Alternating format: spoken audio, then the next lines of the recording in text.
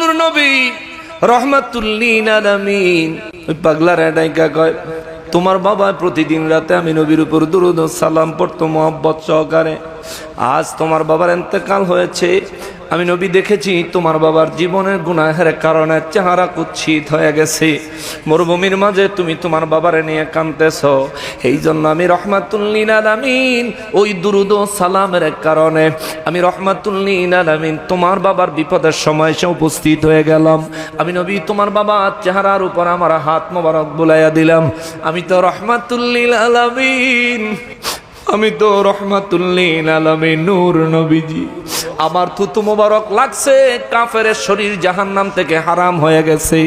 আর তোমার বাবার চেহারার মধ্যে আমার যখন হাত আমি নবী বুলাইয়া দিছি, আমার রব্বুল ইজ্জাত, আমার রব্বুল আলামিন তোমার বাবার জীবনের তামাম গুনাহগুলি মাফ করে দিয়া তোমার বাবার জান্নাতি মানুষ হিসেবে কবুল করেছে।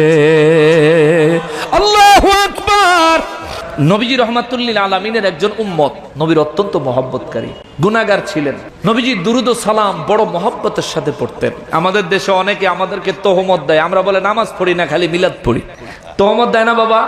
মিলাদুন নবীর সময় বৃষ্টির ভিজা ভিজা জুলুসের দিন সুন্নিরা নামাজ পড়লো, আর ফকিন্নির ভূতেরা গিয়ে ফেসবুকের ভিতরে কয় সুন্নিরা খালি জুলুস করে, নামাজ পড়ে না। বেদ্যফের দল, মৃত্যু প্রতারক।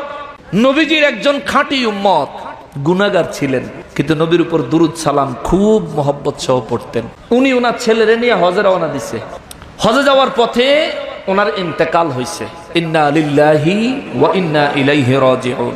এমন একটা জায়গায় ওনার ইন্তেকাল হয়েছে, আশেপাশে 220-30 কিলোমিটারের ভিতরে কোনো বাড়িঘর নাই। আগেরকার সময় তো পায়ে হেঁটে হজে যাইতো, কেউ বা জাহাজে যাইতো, কেউ বা পায়ে হেঁটে যাইতো। তো পায়ে হেঁটে তারা যাচ্ছিলেন, এমন সময় আশেপাশে শুধু দুধু মরুভূমির মতো দেখা যায়, কোনো বাড়িঘর নাই।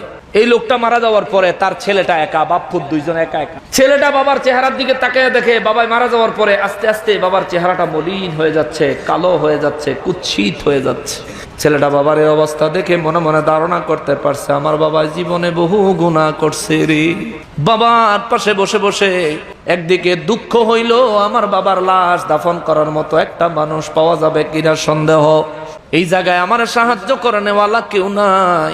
দ্বিতীয় নম্বরের বিষয় হলো বাবার চেহারা কুৎসিত হয়ে যাচ্ছে, কালো হয়ে যাচ্ছে, তার মানে আমার বাবা জীবনে বহু গুনাহ করেছে। এই চিন্তা করে ছেলেটা বাবার লাশের কাছে কান্না করতে করতে করতে করতে এক সময় প্রায় বেহুশ হয়ে গেল, ঘুমের মতো হয়ে গেল। ছেলেটা ঘুমের ঘরে স্বপ্ন দেখে একজন নূরের মানুষ তার বাবার দিকে আগমন করতেছেন। সুবহানাল্লাহ।